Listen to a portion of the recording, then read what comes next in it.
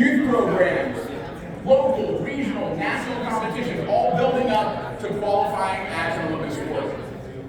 Chess boxing is still young. We're just 20 years old. We are far away from any of those prerequisites. But the Summer Olympics this year is hosted in Paris. Paris is one of our biggest markets for chess boxing promotion. So, every year the IOC puts on a 3-day meeting for every Olympic athlete. In this meeting, they go over regulations, logistics, how to stay healthy, how to stay safe, how to not get the Olympics sued. Okay. So when they do this, they break up that boring meeting with a bunch of presentations, performances, etc. The last performance of the IOC's meeting in Paris, the night before the opening ceremonies, will be one chess boxing match. This match will be against the two goats of our community, two undefeated fighters over 2,400 ELO that have never fought each other. This is our Ali Frazier. And our little sport will be having this massive match in front of IOC leadership and 2,000 Olympic athletes. These are the people that will eventually make the decision on what sports are included in future Olympics. So, Ipe passed away in May 2020 during the pandemic. But it brings me a lot of solace and some goosebumps that one of his dreams and a version of his dream is coming true this summer at the Olympics. We're going to have one match for the big guy upstairs, and we'll be one step closer to having chess boxing as an Olympic sport someday.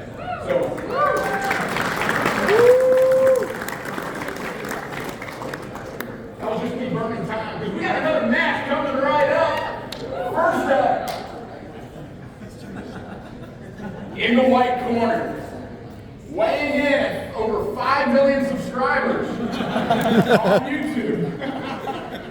You may know him as Gotham Chess. We know him as Webby Rosman from New York City, coming in hot.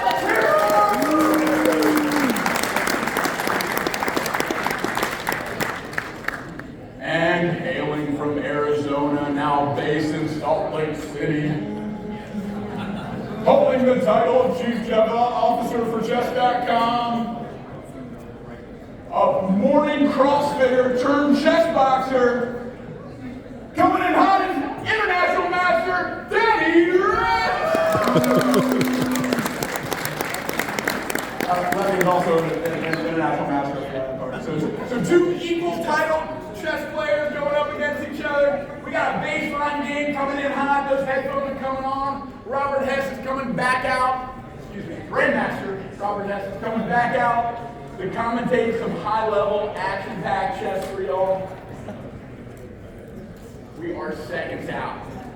Timers are set. You can do it, Danny. Headphones are coming on. As long as Danny can clear out his headphones, we can start this game, and he's got it.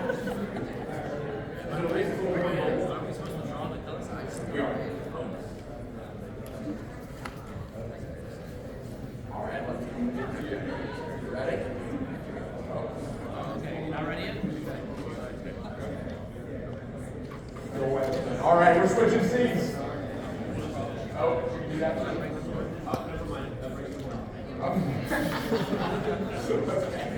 You guys switch seats.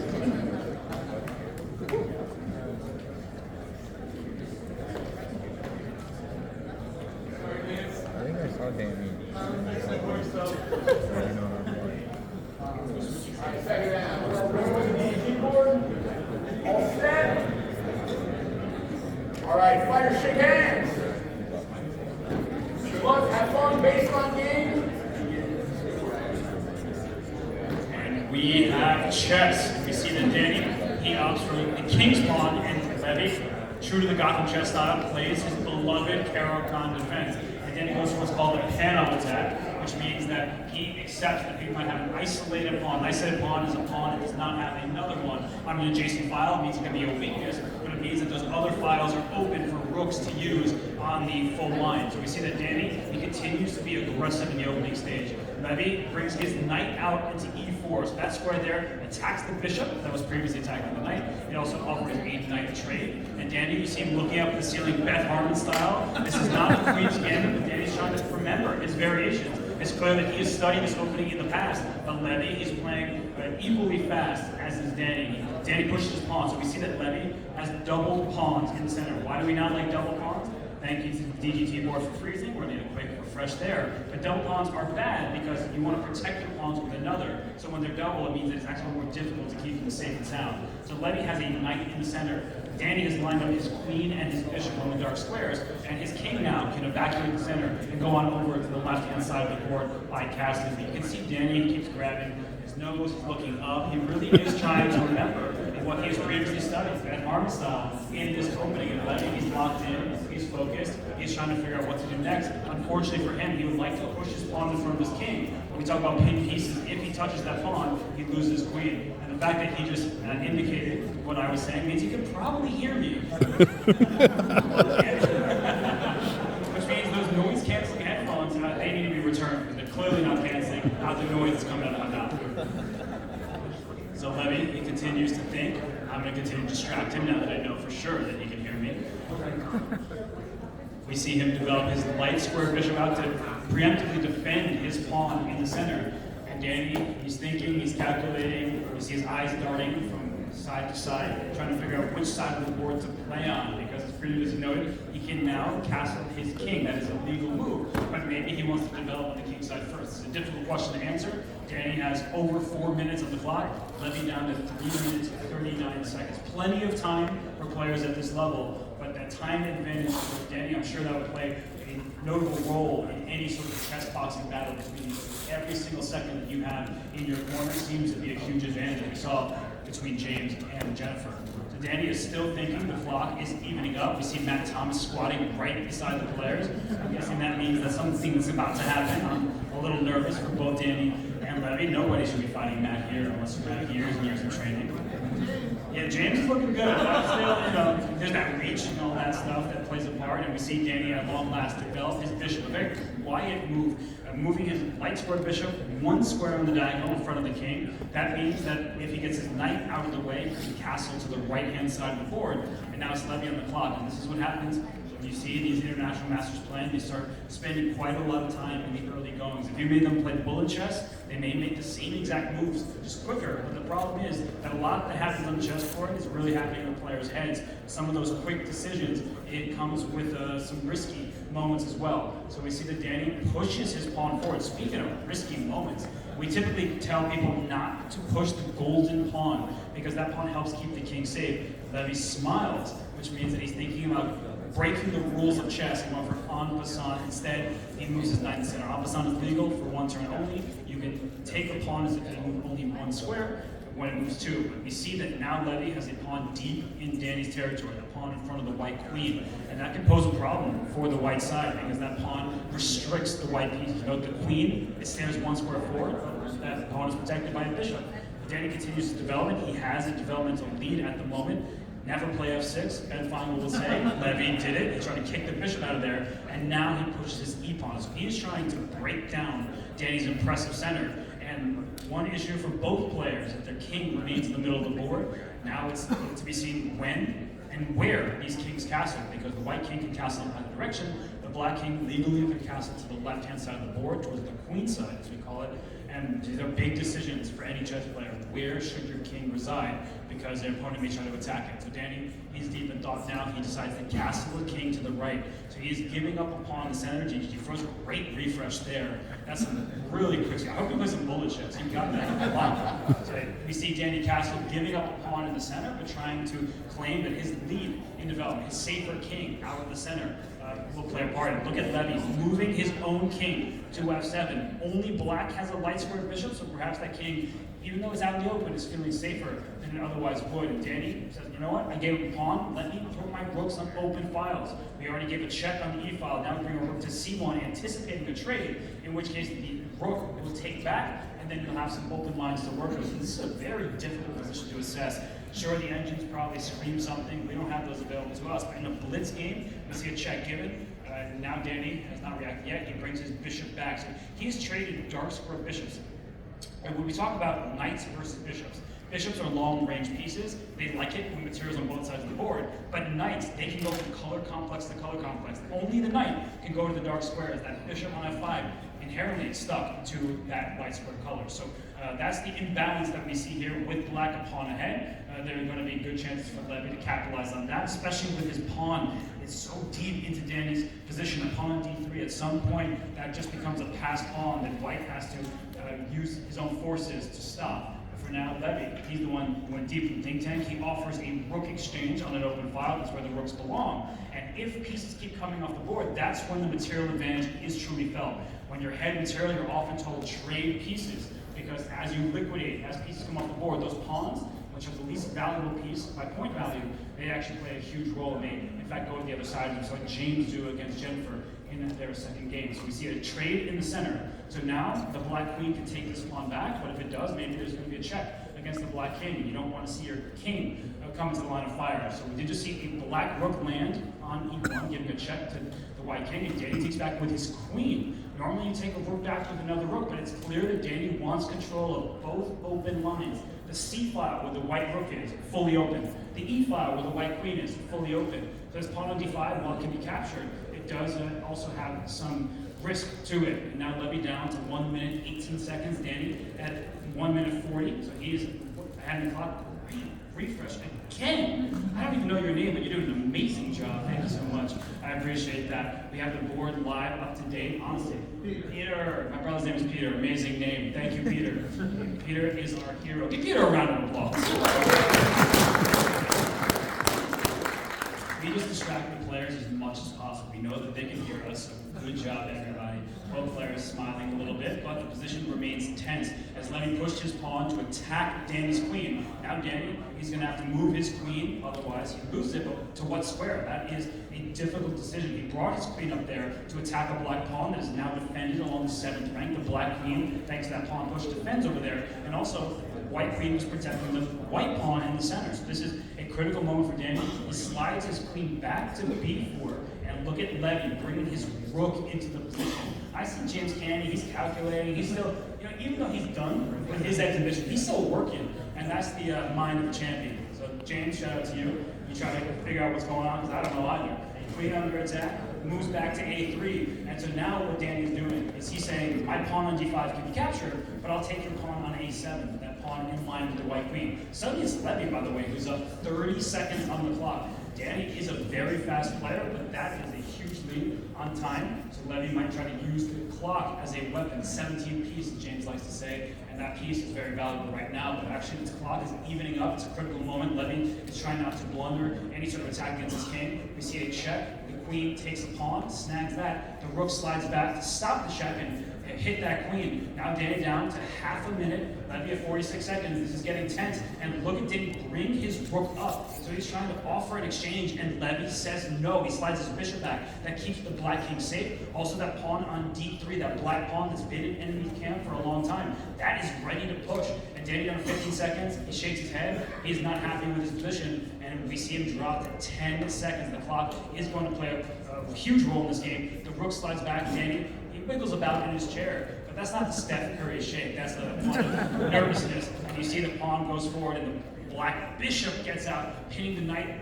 And look at this, a double attack, 2 seconds, and Danny gives up his queen and decides, got the chess, wins.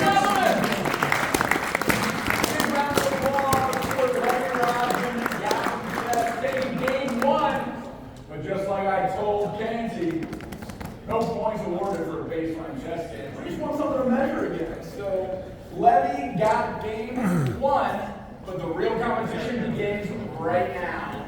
Gloves are coming on, and both of you guys, I saw what you were doing over there in the corner. I saw both of you practicing that first punch combination that's supposed to be brand new. So I've talked to the boxing coaches. We're gonna switch up that first punch combination. Oh, for real? Yeah. So just going second. So we are switching to defensive motion. So 1, 2, and instead of the slip, we're going to roll for the first one, cross, slip for the second one, cross over. Again, just switching those two defensive motions. Just so we don't have any muscle memory advantages. I don't know who's got more reps, but we're switching up a little bit to keep it on your toes. Unnecessary. Keep that framework, you know? All right. Let's go and set that 1 minute timer.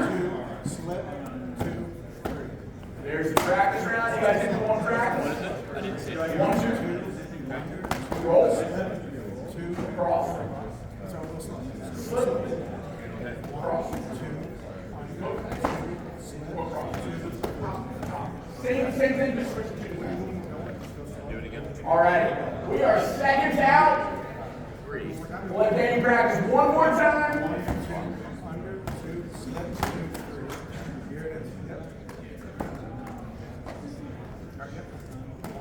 Crossover. Literally, I've never boxed before, so No, you got it. as hard as possible. Okay. All right, second out. Turn in 3, 2, 1, and time in. Left side had one up. It comes down to one differential. Track longer. We're already 10 seconds in. Working at unbalanced. Still very equal. 31 to 31, 33 to 34. Still going. Levy looking clean. Danny fighting like Floyd Mayweather with that lead hand down. Philly shell style. I don't know if that's intentional or, just happening. We're halfway through the round. Make some noise for these two. Heart rates are going up. Get heart rate, man. Look at that heart rate. We're like 156 to 80. Danny's high. Danny's high.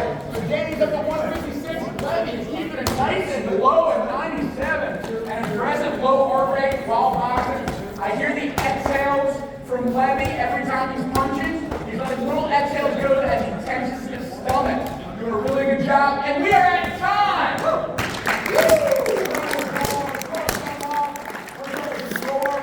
Over the board.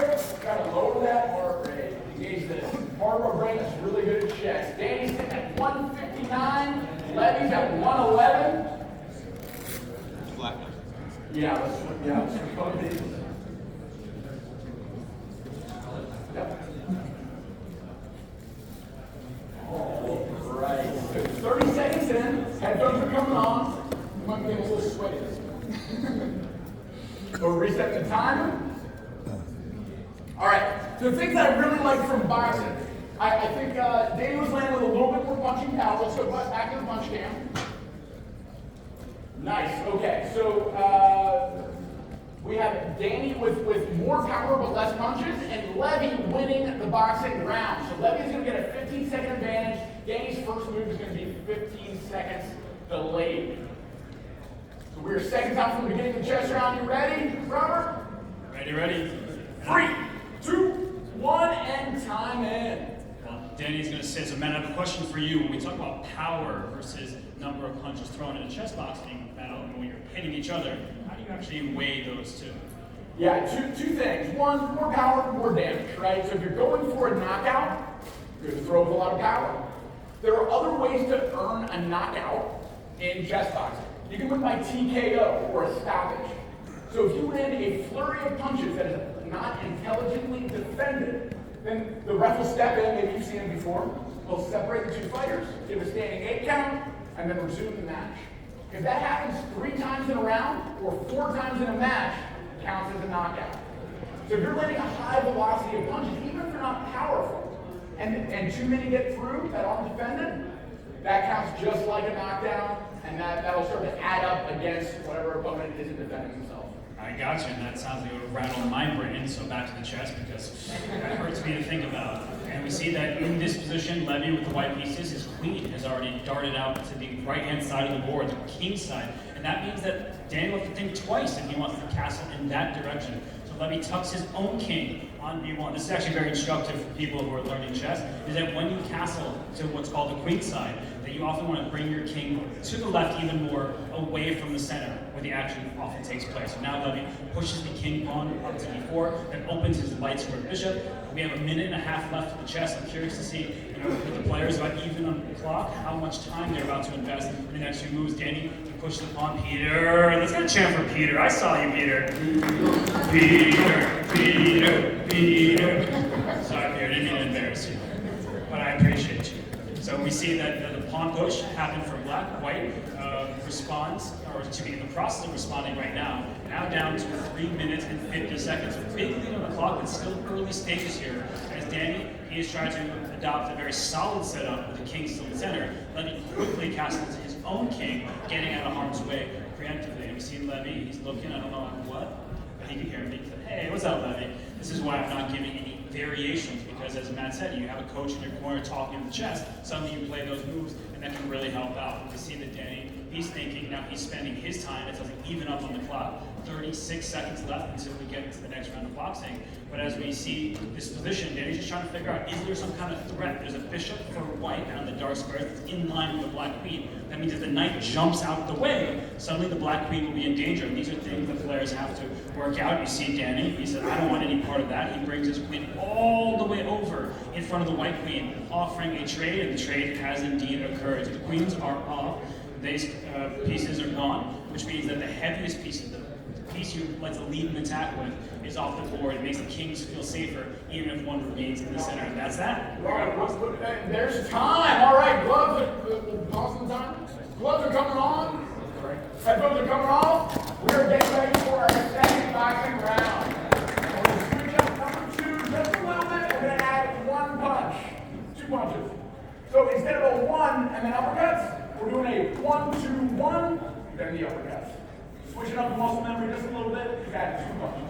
1-2-1, 1-2-1, uppercuts, go across. Okay? Nice and long, get through it, 25 seconds left in the round.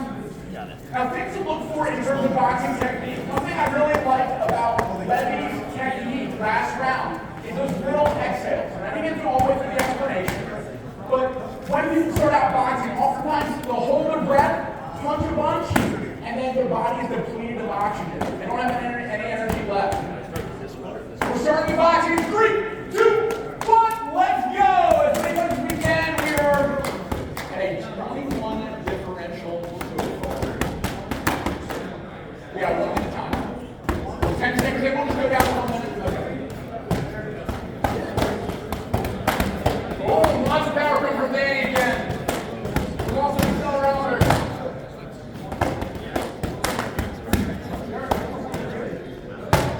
Watch her how to get this one back in.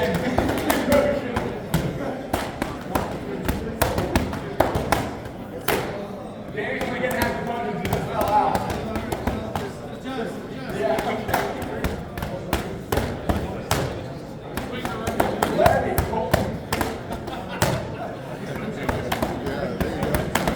Is it working? More power. Okay. We're rolling with the punches here. All right, only about 15 seconds left. We're going for a burnout in 3, 2, 1. All punch, 1, 2, 1, 2, 1, 2. There we go, Danny. There we go, Levy. That's that heart rate. Nice and excellent. 10 seconds for each per minute. Danny is spiking at 130. And time. All right.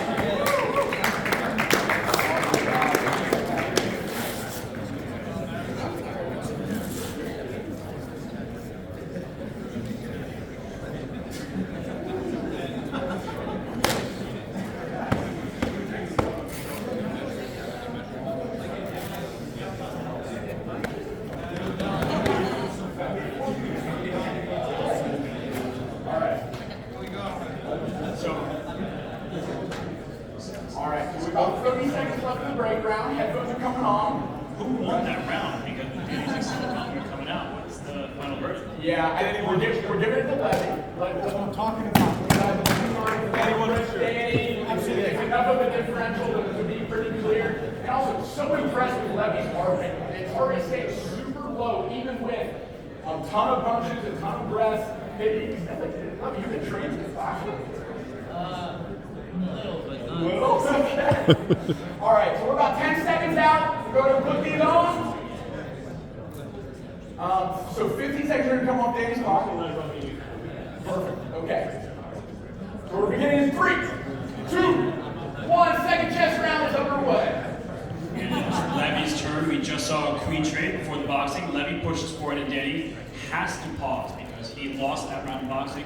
He's letting 15 seconds run off his clock, and then he's going to figure out how to deal with Levy's impressive pawns in the center. So the clock, I think, is about to hit the limit. I think Danny will be able to go right now, and there he goes. He pushes his pawn to stop. White's pawn pushes also to open up a diagonal for that dark square bishop. You'll notice it's sitting next to the black king, has not left its starting square. You want to connect your rooks in chess. So Levy, he develops his light square bishop. You see it eyeing the black knight that's on the rim, looking a bit dim, but it is protected. Why do they call rims on the, knights on the rim dim? What is that all about? Well, it rhymes, so I think people always love a good rhyme, but to take Dr. Seuss out of the equation, it's because knight's on the side of the board. You see the knight where it currently sits for black. It only has 4 legal squares to jump to, whereas the knight in the center has 8 squares. So it's geometry, it's math. It allows you to see when the pieces are stronger, often in the center, which is why you put your pawns there to restrict the enemy pieces. And you see that Danny actually developed his rook. I don't know if I don't want to call it developing. He just brought his rook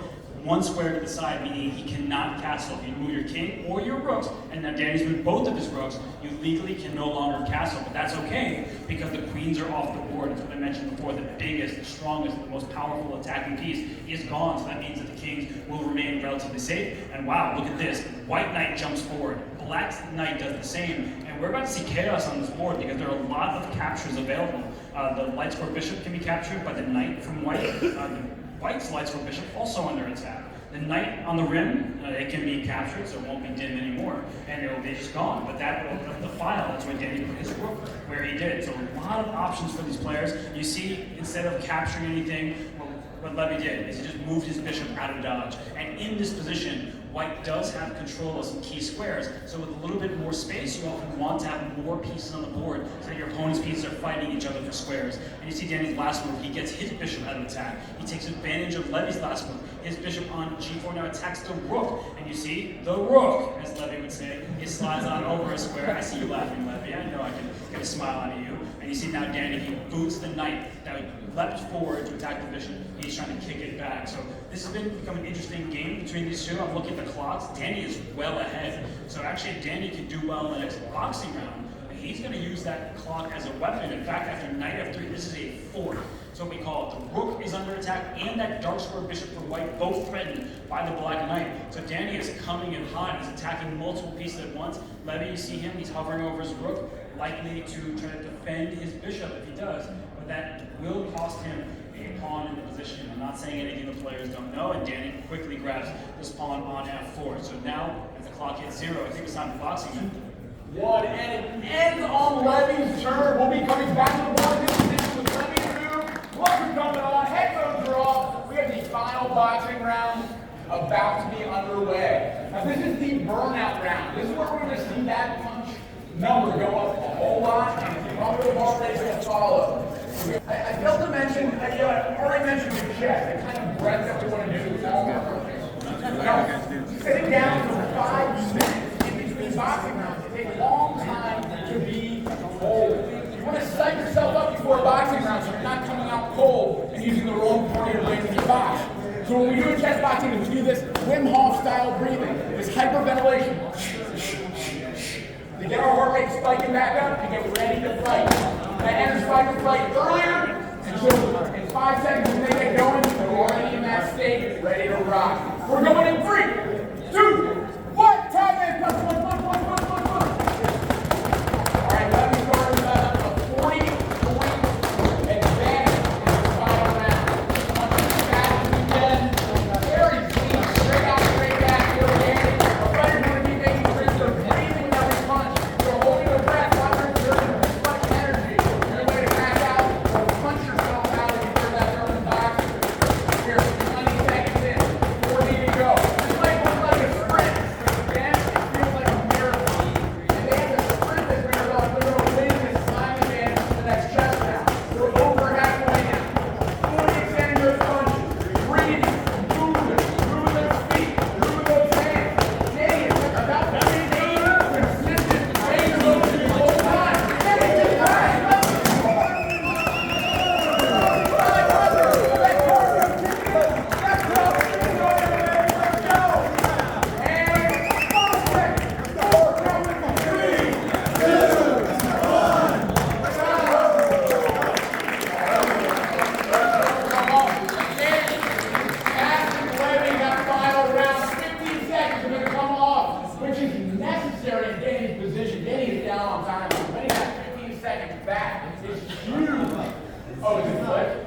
So Danny gets an even bigger time advantage by 15 seconds coming off of Levy's clock from 128 coming down to 113.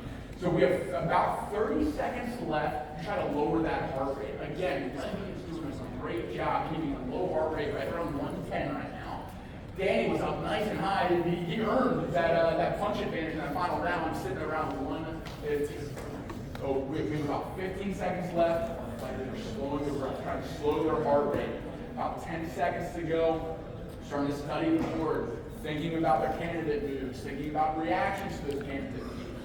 5, 4, 3, 2, 1, and time in. We're gonna let 15 seconds tick off the clock for Levy. Matt, quick question for you. In chess boxing, do players get water? Are they allowed to hydrate? They are, yeah. They're just a private that here. They need water. Biggest water bottles. Yeah, so all the same kind of tactics that exist in boxing with, ice on the shoulders or getting like, a pep talk. We actually have arbiters in each corner to make sure there's no chess discussed in the corner. You can't have a coach say, hey, here are your next 3 moves. But you can talk about draw. So when you draw, it comes down to boxing. So it's very rare. It happens in less than 1% of chess boxing matches. But in the event of perpetual check or stalemate, any kind of draw condition, it comes down to the judges' scorecard in boxing. And in some promotions, they do one more round of boxing. So it all comes down to 1 3-minute round. And if we draw in this case, we'll be doing the same thing. It'll come down to punches landed and a final adjustment. That is awesome. Danny asked that question, I think, because of the position on the chessboard. He is actually up 2 pawns and a lot of time. With the presence of bishops of opposite color, pretend to be drawers, inclinations, likely to be a draw in many positions. Not necessarily in this one. Is Levy, he brought his bishop forward. Danny evades the attack, brings his rook forward. You see the white rooks, they're lined up. They protect the bishop and see through that bishop towards the black king. And you see that Danny now, he brings his rook on over. And not to the square that DGT landed on. Oh, look at that refresh from Peter. Let's go, Peter. That was well timed. For real. Right now, it looks like Levy's bishop is actually MVP in his position because, you see Danny took a pawn, and Levy did not trade rooks. Instead, he took a pawn in front of the black king. Checkmate in 1 was threatened, which is why Danny brought his bishop back to disconnect the rooks from one another. Otherwise, that white rook would go 1 square forward to attack the king. And now it looks like Danny is trying to shield his king and use his king-side pawns. Look in the H file where both the black rook and the white rook sit. There are a couple pawns in the black like to push forward. But first, he has to take care of his king, and now Danny goes after the white king. How the tables turn. These 2 rooks on the 2nd rank. They're devastating, and Levy's trying to get all he can before the rooks land a bunch of checks and a potential checkmating attack. The king sits in the corner. Now Danny, he takes another pawn with check, and you see Danny bring the rook over with check. He brings his bishop with check, and 1 move from now, it is check and mate. Game over.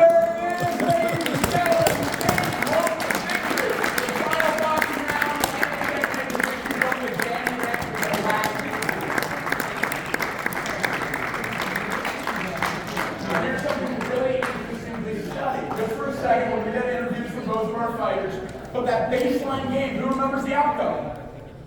Levy won. And in each of the boxing rounds, who had the lower heart rate? Who was doing better, landing the punches, winning the boxing rounds?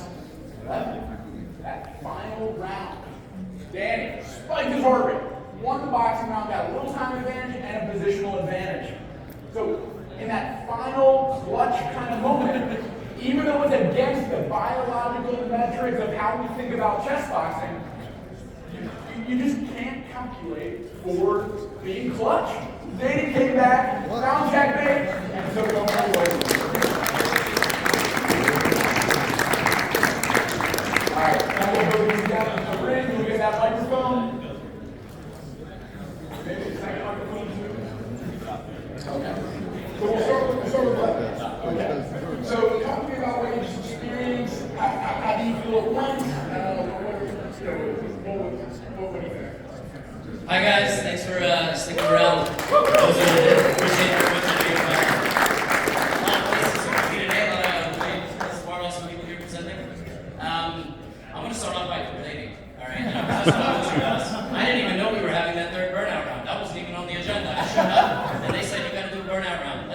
guys. All right, I want to rematch. All right, that's bullshit. No, I'm serious though. I was really worried about it because I knew Danny's in great shape. So the longer we had to box, the more I was going to get burned out. But yeah, I made a big mistake at the end of the second chess round, and I got down a minute. So it might have been the fatigue from the second round of boxing, and there was nothing I could do. Like we're at a level where if we were actually punching each other in the third round, I would have to knock him out because he was just rushing me. So it was a lot of fun. And John, I'll say for the record, Levy and I have done a number of exhibition matches, crazy, lie detector, all kinds of weird glitch tests. It's the first time I've ever won a game against Levy.